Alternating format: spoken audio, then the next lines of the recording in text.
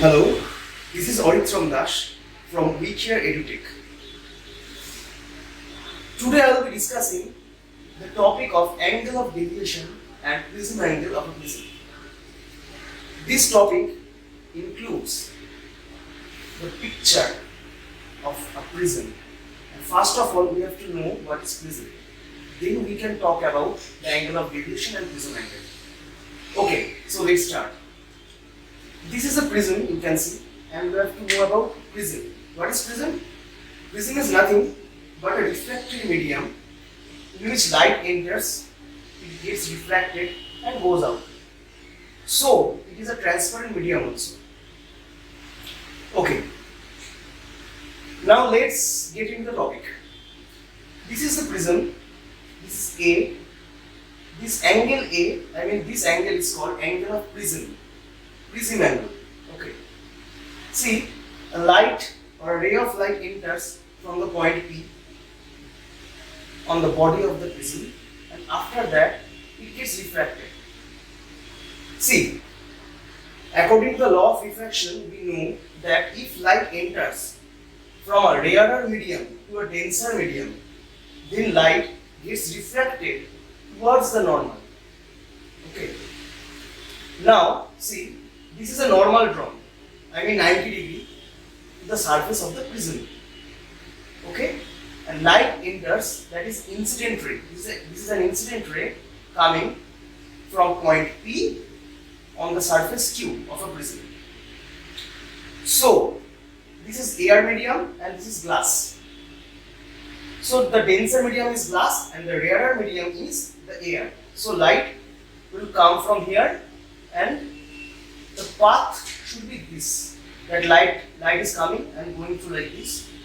But since light is entering from rarer to denser medium, it will bend towards the normal drawn. That is, the normal drawn is EF. See, 90 degree normal drawn.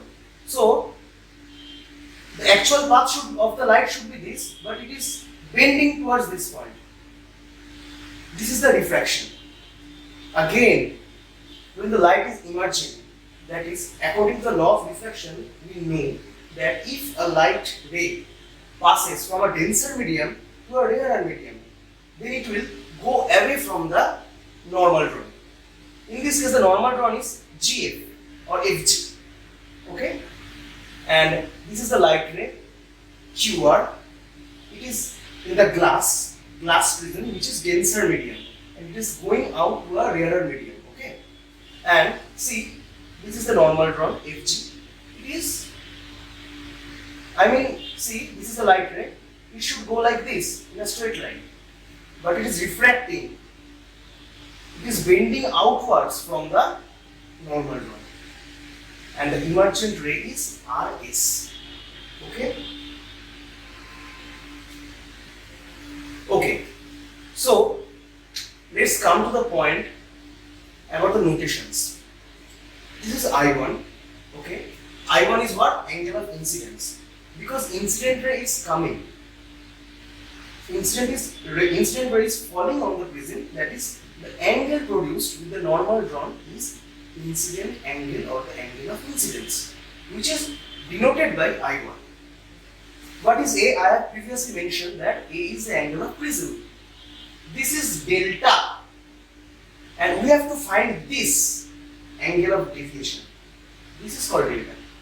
Okay, this is angle of deviation, and I have mentioned angle of incidence.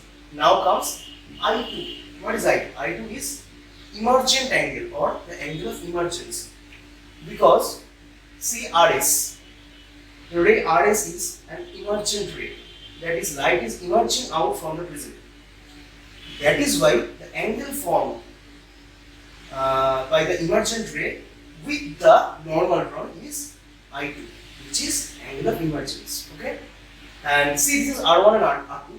I have mentioned that R1 and R2 are the refractions. See, refractions are occurring here. That is why R1 angle of refraction and R2 angle of refractions. Okay? So R1 and R2 are the refraction angles. Okay. Now see, a triangle is forming here, that is triangle QDR. triangle QDR. Okay. In triangle QDR, you are seeing that there are the angles DQR and angles DRQ. Okay. We need these two angles only. We don't need this angle. We need angle DQR and angle DRQ. Okay. And we know sum of two adjacent angles of a triangle is equal to the opposite exterior angle. That means the sum of these two angles will be delta. Hence, angle DQR plus angle DRQ will be equal to delta. This one. Okay. Let's give this as equation number 1. Okay. But see, this is I1 and this portion is R1. So this total portion, I mean angle DQF will be equal to I1 because it is a vertically opposite angle. So I can write that DQR, angle DQR is equal to I1 minus R1. That is angle DQR. Just this portion. Angle DQR is I1 minus R1. And angle DRQ, this as I2 minus R2. I mean similarly this type. I2 minus R2, okay? And give this as equation number 2. Now see, I have got DQR and DRQ, okay? And I will put these values in equation number 1. So now putting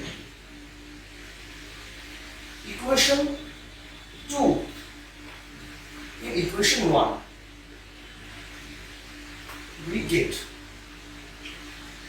what? See, I1 minus R1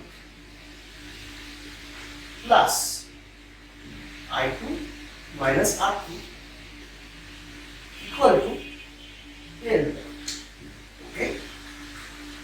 So I can write I1 plus I2 plus R1 minus R2, sorry, this will be minus, I can write like this because I am taking minus as common and giving this as plus, okay? And now I can give this as equation number 3, okay?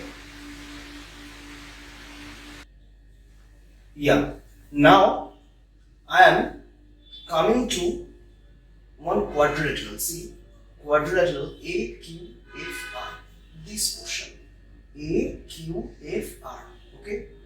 We know the sum of all the interior angles of a quadrilateral is 360, okay? That what I am doing. Angle AQF plus angle QFR plus angle FRA plus angle RAF is 360, okay? Now see, what is angle AQF? AQF, see, this angle. This angle is 90 degree. Why? Because EF is normal drawn on the surface of prism. That is 90 degree. So this one will be also 90 degree. So I can write angle AQF as 90 degree.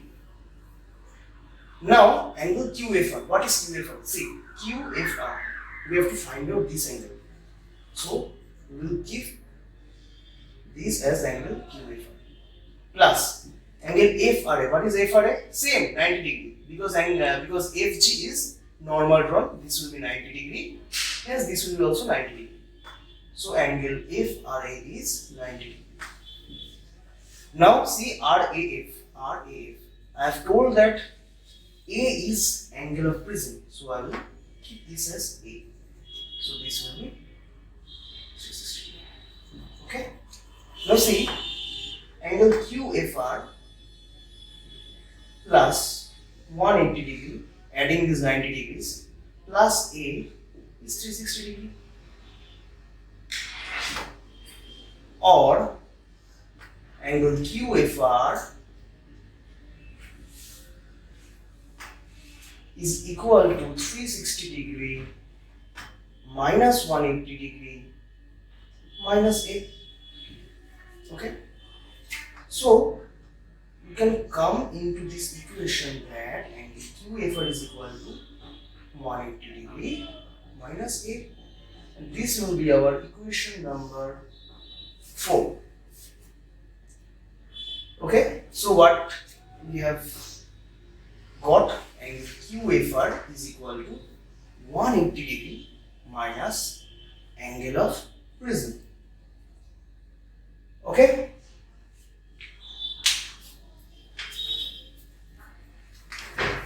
See, I have rubbed this portion out because I have to do more calculations here. Just that is why I have noted down that equation number 3, that is I1 plus I2, this will be minus R1 plus R2 is equal to delta or angle of deviation. This was our equation number 3. Okay. Now see, in triangle QFR, this is a triangle formed, triangle QFR. In this triangle, we can write angle QFR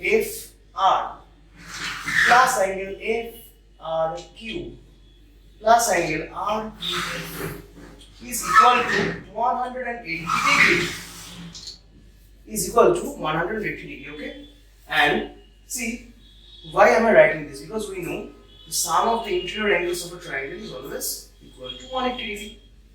So, for this reason, I am doing this. See, I can write angle QFR, I mean equation 4 here.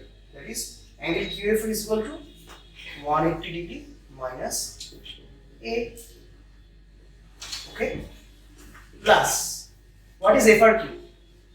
FRQ, that is R2. Okay, R2. And what is RQF? RQF is R1. Equal to 180. So we can calculate from here the value of R1 plus R2. What is it coming? Like this. R1 plus R2 equal to 180 degree will be cancelled out and it will come as A. Hence, I can find out the angular prism as R1 plus R2. See, we have found out one value, that is prism angle. This one is our prism angle. The formula of the prism angle has been calculated. Now what remains? The remaining portion is angle of deviation, that is delta. So, see, we know from equation 3 that I1 plus I2 minus R1 plus R2 is equal to delta. Now, we can put equation 6 in equation 3. I mean, see, this is R1 plus R2, that is A. We can put A here.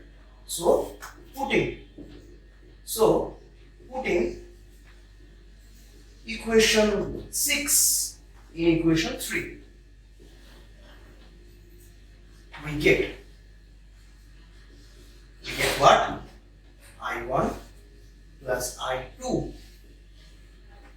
minus A equal to delta.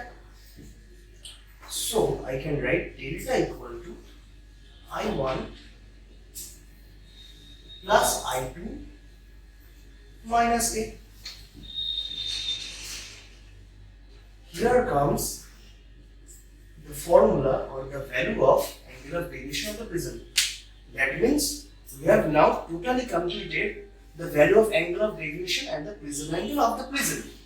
That is equation 6 and equation 7. Okay? So, from this value, this delta, sometimes question comes that what is the maximum value of angle of deviation? From equation 7, we can find out those. Okay?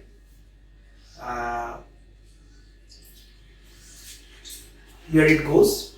This is the exact calculation and derivation of angle of deviation and prism angle. So, thank you so much.